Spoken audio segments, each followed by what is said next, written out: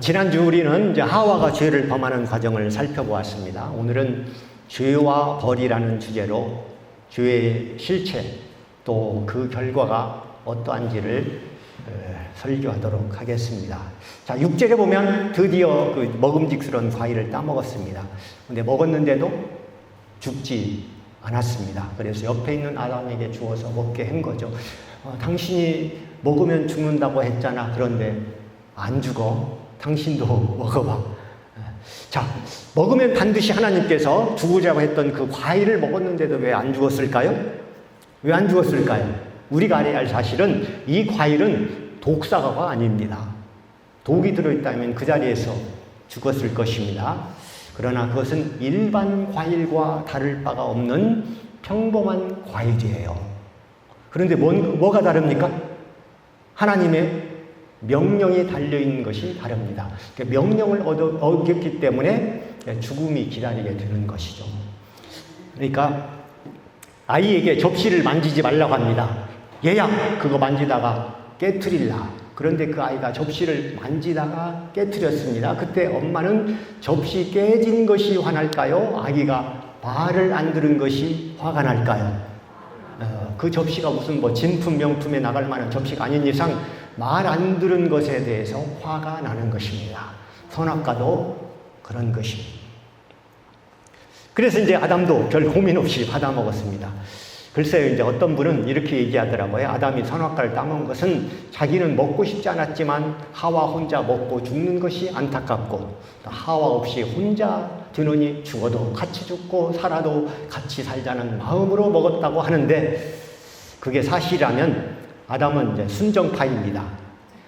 그런데 아담은 특수한 사람이라서 하와가 없으면 평생 혼자 살아야 합니다. 그 말은 맞긴 해요. 왜냐하면 돌아다니는 여자가 아무리 많아도 따지고 보면 전부 딸 아니면 손녀입니다. 그것도 친딸, 친손녀.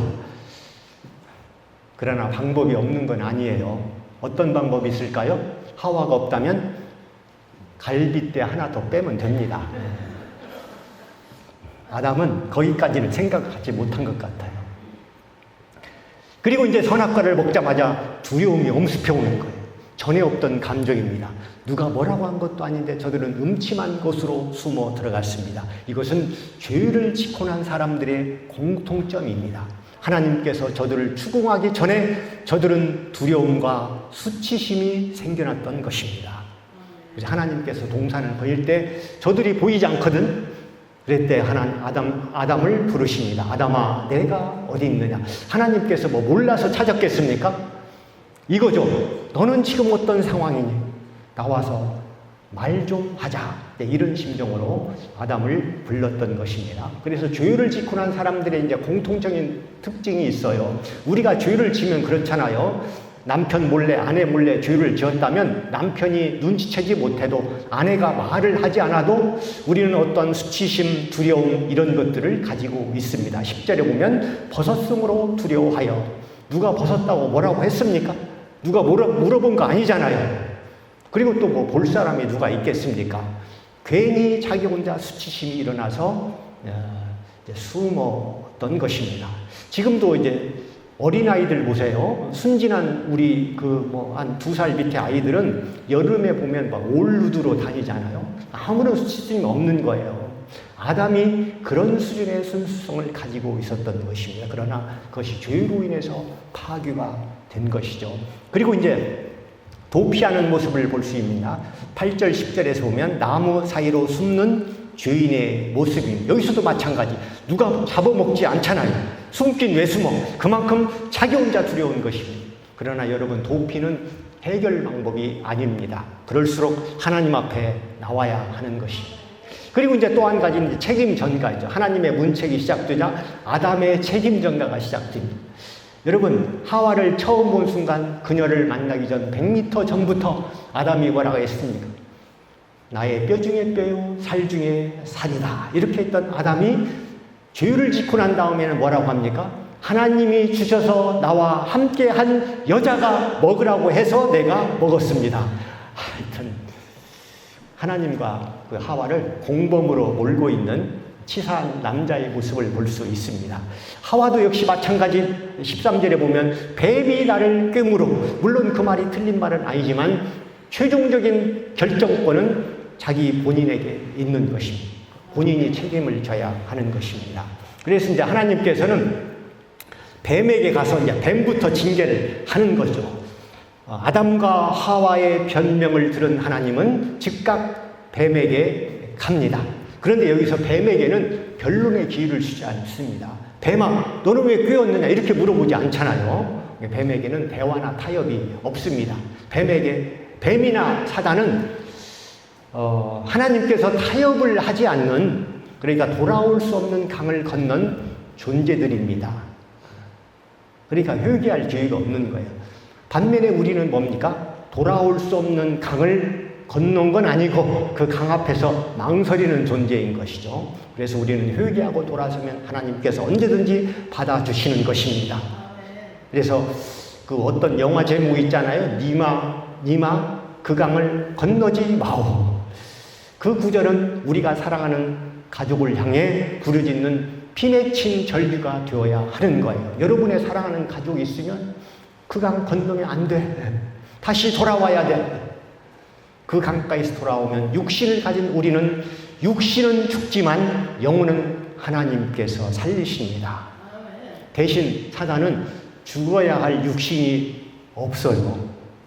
그래서 우리가 육신을 가지고 있고 그 육신이 죽는다는 것은 어떤 면에서는 축복이 되는 것입니다. 자, 뱀에게 내린 저주는 종신토록 기어다니면서 흙을 먹는다는 겁니다. 뱀이 기어다닌다는 것은 우리가 다 아는 상식인데 흙을 먹는다는 것은 조금 해석이 필요합니다. 여러분, 뱀이 흙을 먹습니까?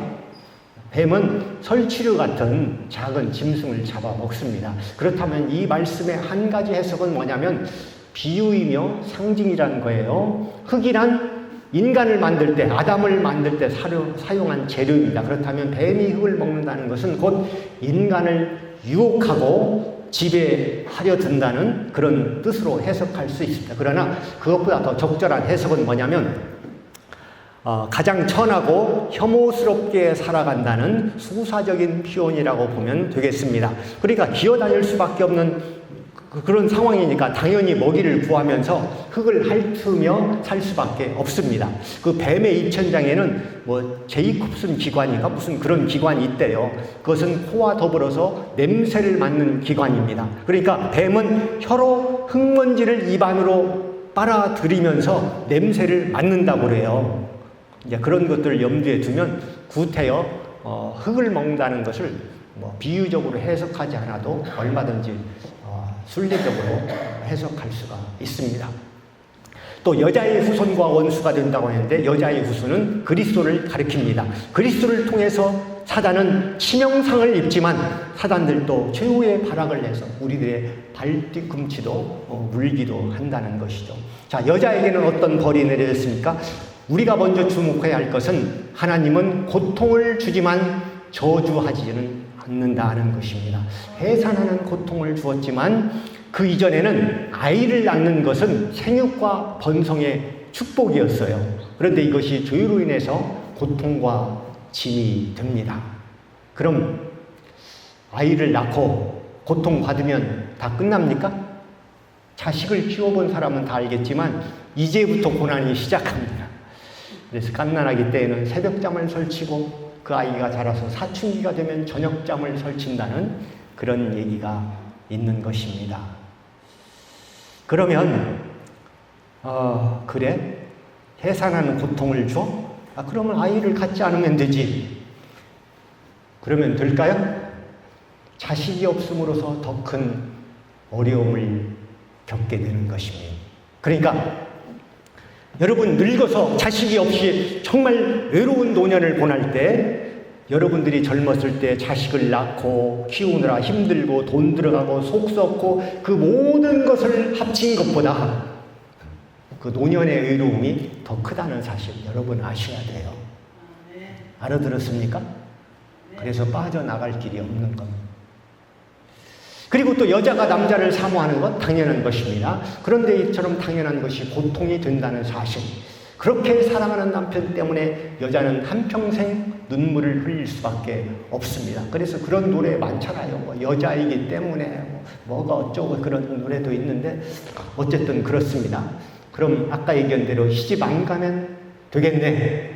안 가면 남자에게서 오는 고통은 없을지 몰라도 더 많은 부작용에 시달립니다. 여자만 그런 게 아니고 남자도 마찬가지예요.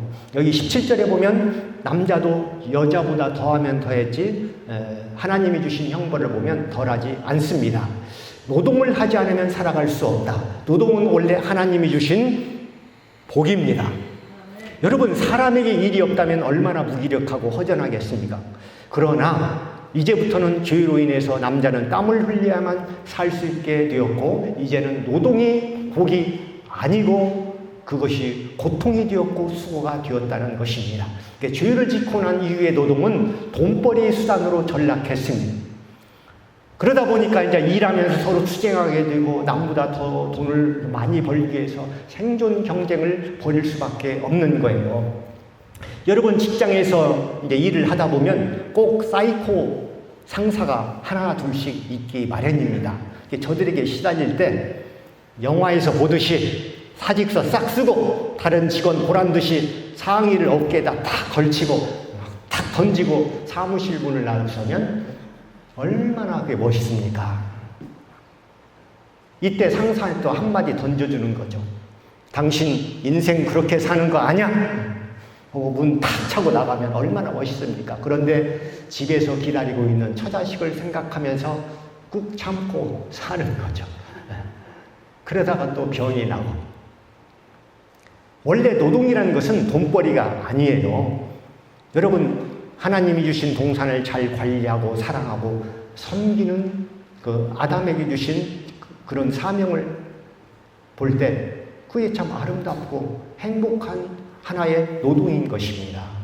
그런데 그것이 아까 얘기한 대로 이제 죄를 짓고 난 다음에는 엄청난 짐, 인생의 무거운 짐이 된 것입니다. 여러분, 교회를 보세요. 내 돈을 들여서 섬기고 봉사하면서도 막 기쁨을 하잖아요. 바로 이것이 애초에 노동의 본 모습인 것입니다. 아무 대답을 안 하시네? 목사님, 항상 기쁜 것만은 아닙니다. 좋아서는 것만은 아니라고요. 그런 표정을 짓고 계시는데 저도 안다고요. 자, 이같이 죄는 반드시 형벌이 따릅니다. 그런데 이 땅에서 보면 죄를 짓고도 버섯이 잘 사는 사람이 있는가 하면 선하고 법 없이도 사는데 왜 이렇게 환난과 질병이 많은지, 그런 사람도 있습니다. 우리가 두 가지로 생각할 수 있습니다. 죄와 벌은 현재 진행 중입니다. 그러니까 죄를 짓고도 버젓이 사는 사람, 내일 어떻게 될지도 모르고 한 달 후에 1년 후에 어떻게 될지도 모르는 거예요. 어쩌면 죽을 때까지 아무 일이 없는 사람이 있을 수도 있어요.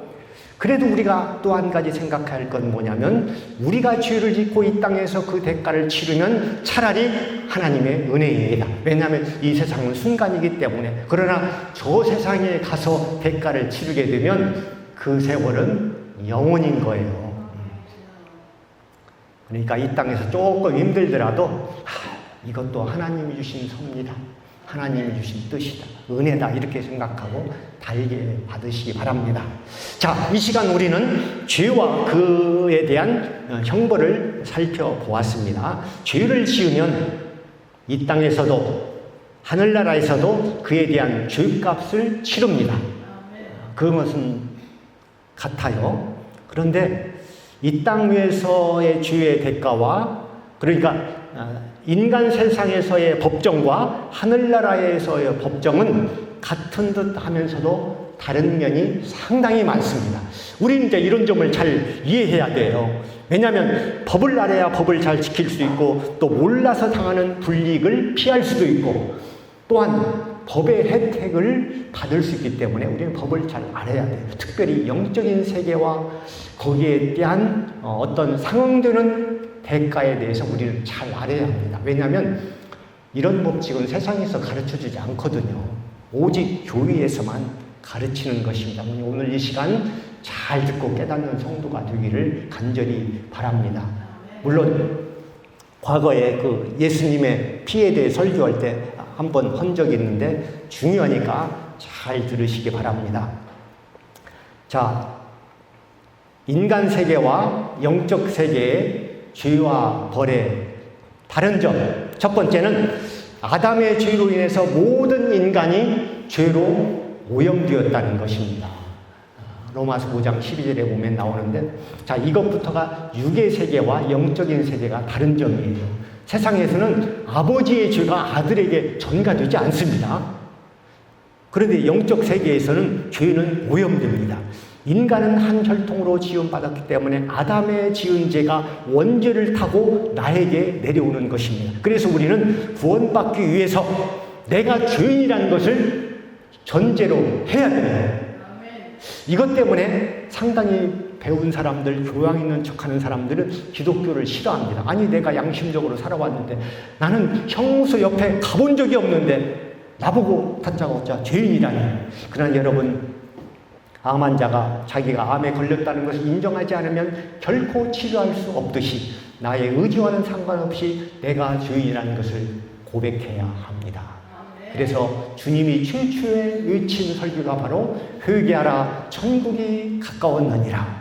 우리가 천국에 들어가기 위해서는 가장 먼저 해야 하는 것이 회개인 것입니다. 회개는 내가 죄인이라는 것을 전제하는 것이죠. 두 번째, 죄의 처벌에 있어서 영적 세계에서는 무조건 사망이다. 창세기 2장 17절에 하나님께서 그러죠. 네가 이것을 먹으면 반드시 죽으리라. 이 부분도 현실 세계와 영적 세계가 다른 점입니다. 우리가 범죄를 하면 영적 세계에서나 육적 세계에서나 당연히 그에 대한 처벌을 받는 건 사실인데, 영적 세계에서는 하나님의 심판대에서 심판을 받고 세상에서는 법정에서 처벌을 받습니다. 그러나 결정적으로 다른 점은 세상의 법정은 죄의 경중에 따라서 다릅니다. 사람을 죽인 경우와 사람을 때린 경우가 다르고, 또 같은 살인도 1급 살인, 2급 살인 형벌이 다릅니다. 여러분 그렇잖아요. 속도 위반도 10km 위반, 20km 위반, 30km 위반 각각 범칙금이 다르잖아요. 그러나 영적인 세계에서는 다 같은 죄입니다. 따라서 처벌 조항이 딱 한 가지 있으니 그것이 뭐냐면 사형. 그래서 하늘법정에서는 이런 일이 벌어져요. 피고, 너는 무슨 죄를 지었노? 예, 저는 사람을 좀 죽였습니다. 사형을 언도한다. 다음 피고인, 예, 저는 동생이 미워서 한번 꼬집어줬습니다. 그게 언제? 예, 3살 때입니다. 너도 사형. 이렇게 되는 거예요. 이해가 됐습니까? 그래서 하늘나라 검사, 판사는 그게 꿀보직이에요. 그냥 졸다가도 마지막에 두드리면서 얘기하면 되니까 사형. 아니, 그런 법이 어디 있습니까? 네, 있습니다. 이것이 바로 영적인 법칙입니다. 자, 수학에 무한대가 있잖아요. 1을 무한으로 나누면 몇입니까? 네? 애매하면 그냥 0이라고 하면 돼요. 0입니다. 100을 무한대로 나누면 0이죠. 억을 무한대로 나눠도 0입니다. 우리는 1과 억이 엄청난 차이가 있지만 무한대로 나누면 다 같이 제로입니다. 마찬가지로 무한대이신 하나님 앞에 서면 우리는 한없이 작아질 수밖에 없고, 어디까지 작아지느냐? 제로까지 작아지는 것. 이것을 수학적인 용어로 0에 수렴한다 이렇게 얘기합니다. 그래서 하나님 앞에서는 작은 죄도 큰 죄, 큰 죄도 큰 죄 이렇게 되는 거예요. 자, 세 번째, 영의 세계에는 다행히도 대속의 법칙이 있다 이것입니다. 인간은 하나님 앞에서 누구나 죄인이고 죄를 지으면 무조건 사형인데, 사형을 면할 방법이 전혀 없는 것은 아닙니다. 나 대신 누가 죽어주면 됩니다. 이것이 바로 대속의 법칙이에요. 대속이란 말이 조금 어렵습니까? 대신이란 말로 바꿨으면 됩니다. 내 대신 누가 죽어주면 돼. 이것이 바로 세상법과는 다른 것이죠. 영적인 세계에서만 가능한 것입니다. 그런데 세상에서는 대신 형무소 가는 거 없어요. 그래서 이런 사건이 있었습니다. 아버지가 술만 먹으면 행패를 부리고 구타를 합니다. 엄마가 맞으면 힘없는 아들도 같이 맞는 거예요. 그런데 이제 아들이 이제 자라났으면 사춘기가 되고 고등학생이 되고 어느 날도 아버지가 술 먹고 들어와서 폭력을 행사하는데 화가 난 아들이 맞짱을 뜬다는 것이 그만 아버지를 죽이고 마는 거예요. 좀 오바를 한 것이죠. 그러니까 얼른 어머니가 수습에 나섭니다. 야, 너는 젊었으니까 내가 죽인 걸로 하자. 내가 끌려가마. 그래서 경찰에 가서 취조를 하는데 경찰들은 다 알잖아요. 아무리 상황을 봐도 부인이 죽인 것 같지가 않아. 그래서 추궁을 하다 보니까 아들이 범인이었던 거예요. 그때 어머니가 간청을 합니다. 차라리 나를 잡아가세요. 나를 살 만큼 살았으니까 내 대신 나를 잡아가세요. 아무리 외쳐도 법은 법인 것입니다. 우리가 생각해도 차라리 그 엄마가 대신 형을 살면 좋겠다는 생각이 드는데 그러나 세상법에는 대신이 없습니다. 그게 다른 점이죠. 네 번째, 독생자 그리스도를 통해서 구원의 은혜, 대속의 은혜가 주어진다는 것이죠. 그러니까 영적인 세계에서는 대속의 법칙이 있지만 그런데 문제가 있어요. 누가 나를 위해서 죽어준? 누가? 여러분, 콩팥 하나 떼어주고 눈 하나 떼어주는 것도 큰 맘 먹어야 하는데 목숨을 대신한다는 것은 이건 불가능한 거예요. 그러고 보니 나를 위해 죽어줄 사람 딱 한 사람이 있습니다. 어머니. 아버지도 조금 검증이 필요하죠. 그러나 어머니는 확실합니다. 그런데 문제가 있어요. 나의 어머니가 나를 위해 죽어준다 할지라도 나의 죄가 사해지지 않습니다. 왜냐? 어머니도 죄인이기 때문에. 죄인이 죄인을 어떻게 물에 빠진 사람이 어떻게 물에 빠진 사람을 건질 수 있습니까? 그래서 이제 옛날에 어떤 임금이 다스린 시절에 어떤 사람이 엄청난 죄를 져서 사형을 언도받았습니다. 그런데 그 사람의 재능이 아까워서 살리고 싶어서 임금이 이제 공고를 붙인 거예요. 누가 대신 죽어줄 사람을 구합니다. 급구 성실 근면하고 또 신체 건강한 한 명 구합니다. 그래서 이제 대신 죽어줄 사람이 한 사람 나타났어요. 누군가 봤더니 교도소 깜빵 동기. 그러니까 그 깜빵은 사형수술만 있다 보니까 그도 이미 사형 언도를 받고 집행 날짜만 기다리는 사람이었던 거예요. 그래서 임금이 그렇게 얘기했답니다. 야! 너 이미 죽은 목숨이야. 남 살릴 재주 있으면 너나 사세요. 그렇습니다. 나를 위해 죽어줄 사람은 이 세상에 아무도 없는 거예요. 여기에 하나님의 고민이 있습니다. 인간을 대신해 죽어줄 희생양을 찾아야 했는데 이 세상에는 모두 죄인뿐. 그런데 가만히 보니까 죄 없이 깨끗한 생명이 하나 있기는 합니다. 그분이 바로 예수 그리스도. 야, 등잔불 밑이 어둡다고. 너가 여기 있었구나. 아들아, 너가 수고 좀 해야겠다. 하나님께서 이렇게 말씀하시자 예수님도 흔쾌히 승낙을 합니다. 왜? 예수님도 사랑이 많으신 하나님이시고 또 그 방법밖에 없다는 사실을 잘 알고 있었기 때문입니다. 그래서 하나님께서 인류를 구원하시고자 예수 그리스도를 희생제물로 삼으시고 이 땅에 보내셨던 것입니다. 주님이 우리를 구원하기 위해서 우리 대신 피를 흘려야 하는데 그런데 예수님은 하나님이시잖아요. 영적인 존재라서 우리와 같은 육신을 가지지 않으신 분입니다. 육신이 없다는 얘기는 혈관이 없다는 뜻이고 혈관이 없으니까 피가 없으신 분. 그래서 인간의 몸을 입고 찾아오신 분이 바로 예수 그리스도십니다. 하나님이 사람이 되어 찾아오시고 그리고 십자가에 달려서 피 한 방울 남기지 않고 다 땅에 쏟고 돌아가셨던 것이죠. 자, 우리가 이런 진리를 깨닫게 되면 어떻게 해야 돼? 콧물 흘리면서 감사 찬양해야 되고 예배 시간만 되면 우리는 감동해서 울면서 찬양하고 아멘 화답하고 또 밖에 나가면 하나님의 사랑을 보여주고 해야 하는데 여러분 별다른 감동이 없잖아요. 이렇게만 설교를 해도. 왜 그럴까?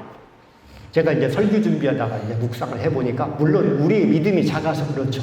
틀린 말은 아니지만 너무 추상적이에요. 그래서 구체적으로 한 가지만 지적하면 이렇습니다. 우리는 영원한 세계, 영적 세계에 대한 이해가 부족합니다. 부족한 정도가 아니라 우리는 얘기를 해도 못 알아들어요. 자, 무슨 얘기인가 하면, 자, 오늘 죽어가는 사람에게 내가 당신의 수명을 10년 연장시켜 줄 테니까 나에게 뭘 주겠습니까? 하면 여러분 같으면 뭘 주겠어요? 제 재산 있는 거 다 줄 테니까 10년만 연장해 주세요. 와, 오늘 죽어간다는데 재산이 무슨 필요가 있어요? 지하철에서 자더라도 살아있는 게 낫지. 돈 많은 재벌 같으면 아마 재산의 절반이라도 떼어줄 것입니다. 10년이 아니라 1년만 연장시켜준다 할지라도 역시 마찬가지. 내 모든 것을 주께 살려만 주세요. 그런데 10년도 아니고 100년도 아니고 당신에게 영생을 주노라 하면 그때는 눈만 꺼먹꺼먹어요. 영생이 몇 년이요? 몇 년은 몇 년이요? 그냥 영생이지. 그러니까 왜 이런 현상이 나타나냐 하면 너무 단위가 크다 보면 우리는 이게 감각을 초월하는 거예요. 어떤 넓은 땅을 몇백, 몇만 헥타르 하면 우리 이해 못 합니다. 그래서 이해시키려고 여의도 면적에 뭐 10배, 100배 이렇게 하면 조금 이해가 가잖아요. 자, 여기서 안드로메다까지 가려면 250광년이 아니고 250만 광년입니다. 빛의 속도로 250만 년을 한다는 얘기인데 여러분 이해가 됩니까 그게?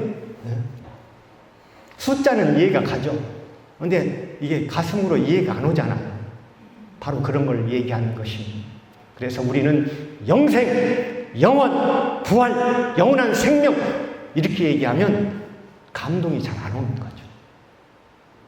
여러분들 신앙생활 오래 했잖아요. 이제는 달라져야 합니다.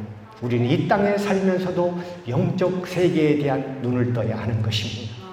영원한 세계를 바라볼 수 있는 비전을 가지시기 바랍니다. 그래서 히브리서 3장에 보면 믿음은 바라는 것들의 실상이요 보지 못하는 것들의 증거라고 했습니다. 내 손에 쥐어지지 않더라도 내 느낌에 확 다가오지 않더라도 하나님의 살아계심, 그분이 나를 위해서 영원한 생명을 주시고 새로운 삶을 주셨다는 것에서 우리는 감동과 감격을 가지고 오늘 하루를 살고 한 주일을 살고 1년을 살아야 하는 것입니다. 그래서 새로운 깨달음을 가지고 우리에게 영원한 생명을 주신 하나님께 감사와 찬양과 영광을 돌리는 저와 여러분이 되기를 주의 이름으로 축원합니다. 기도하겠습니다.